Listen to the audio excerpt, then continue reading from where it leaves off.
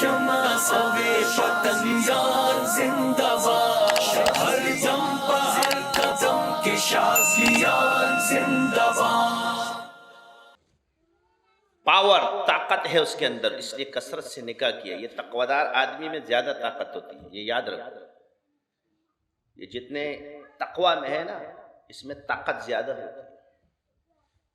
متقی پرہیزگار آدمی جتنا ہوگا اس میں پاور اللہ نے زیادہ رکھی ہوگی۔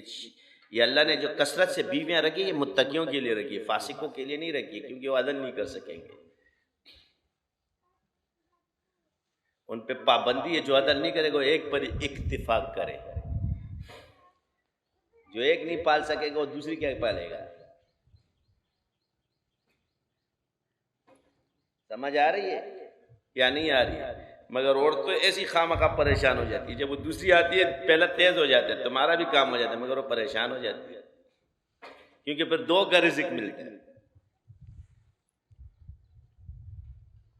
انسان کو اللہ نے رکھا ہے، اس کے ایک انسان، یہ نظام اللہ نے بنایا ہے، کوئی عورت کسی کا نصیب نہیں کر سکتی۔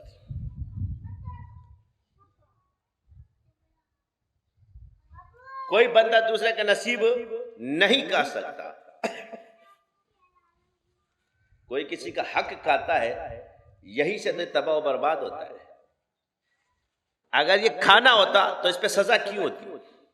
تو کھا ہی نہیں سکتا نا، اس لیے تو اپنی جنت گوائے گا، دوسرے کو دے دے گا۔ یہاں نہیں دیا تو وہاں تو دینا پڑے گا۔ جو شخص اپنی بیویوں کے اندر عدل نہیں کرتا وہ اپاہج بن کے اٹھے گا، تو ایسا اٹھے گا کہ ایک طرف سے اپاہج ہوگا۔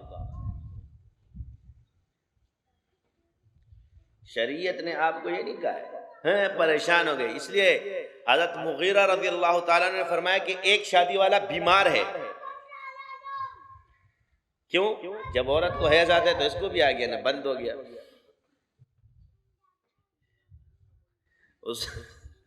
یہ بھی پابند ہے اور بند ہے، بیماری اس کو ہے، یہ بھی بیمار ہے۔ دو شادیوں والا آگ میں ہے، یعنی آگ ہے، سمجھ گئے؟ صحابہ کے تجربے ہی ہے۔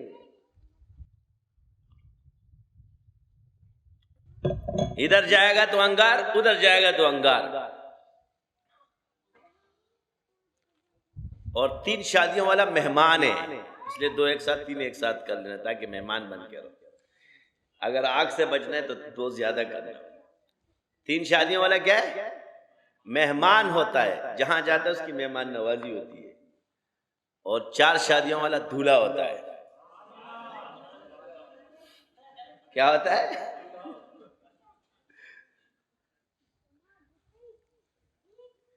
چار شادیوں والا، جو ابھی جاؤ گے بن سن کے، بس وہ دلہن ہی بن کے بیٹھی ہوتی ہے، اس کو کہتے ہیں دولہا۔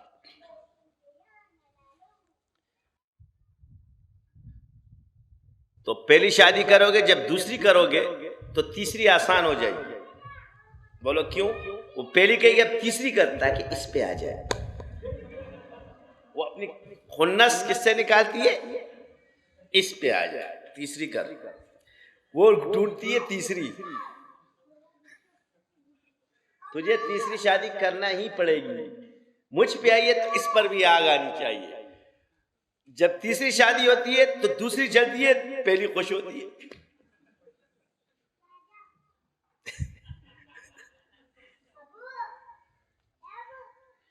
مزے میں تو چوتھی والی ہوتی، اس کے اوپر کوئی نہیں آ سکتا ہے۔ تو یہ تیسری جب آ جاتی ہے تو یہ دوسری کہتی ہے تجھے چوتھی شادی کرنا پڑے گی تاکہ اس کو جلن۔ اب سمجھ گئے کہ یہ جلن اللہ نے تمہارے فائدے کے لیے رکھی ہے۔ فائدہ آیا کہ نہیں آیا؟ اگر نہ ہوتی، فائدہ سمجھ میں آ رہا ہے کہ نہیں آ رہا؟ اب وہ شیئر تو نہیں کر سکتی، تجھے چھڑوا نہیں سکتی، تو خنس نکالتی ہے کہ اس کی چوتھی شادی ہو جائے۔ جب چوتھی شادی ہوتی ہے تو تیسرے کو غم ہوتا ہے، دوسری خوش ہوتی ہے، تو سب کو خوشی مل گئی۔ اور چوتھی اس لیے خوش ہوتی ہے کہ اس کے اوپر کوئی نہیں آتا، تو ہر جگہ خوشی ہو گئی نا۔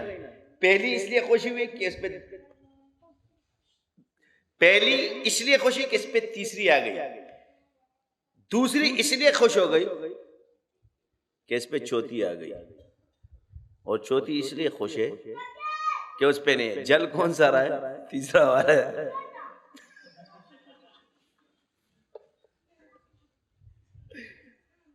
یعنی کہتے ہیں نا درمیان والے پہ سارے مجاہدے، بھائی درمیانہ ہو غم اس کے نصیب میں، سمجھ آ گئی؟ بچہ درمیانہ ہو تو غم اس کے نصیب میں۔ یہ پہلا اور آخری مزے میں ہوتا ہے، سارا کبڑ ادھر بھی بیچ والے پہ سارا غم، ادھر دیکھتی ہے تو غم تو ادھر دیکھتی تو غم۔ لیکن تیسرے کے اندر یہ کیفیات نہیں ہوتی ہے۔ تو عرض یہ ہے کہ آپ کچھ بھی کر لو، انسان نے راضی نہیں رہنا۔ کیا ہے؟ ذرا سی لڑائی بھی اللہ دیکھ رہا ہے نا، او بھائی اللہ کو بیچ میں مت لائے گا ورنہ پھنس جاؤ گے۔ اگر تم پھنس گئے تو پھر اللہ دیکھ رہا ہے، میں اللہ کے سپرد کر رہا ہوں، معاف کر دیا کرو۔ یہ کیوں نہیں کہتے میں نے اللہ کی رضا کے لیے تجھے بخش دیا، مگر پھر بھی ہے۔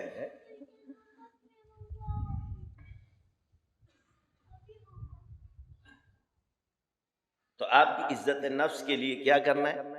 یہ ساری چیزیں انسان کے نفس کو کے اندر انا ختم کرنے کے لیے بنائی گئی۔ معرفت سمجھ میں آ گئی؟ اگر تم چاہتے ہو کہ دنیا میں تمہارے عزت ہو جائے تو یہ طمع چھوڑ دو، ذلیل ہونے کا شوق رکھو اور اللہ کے بن جاؤ، دنیا تمہاری عزت کرے گی۔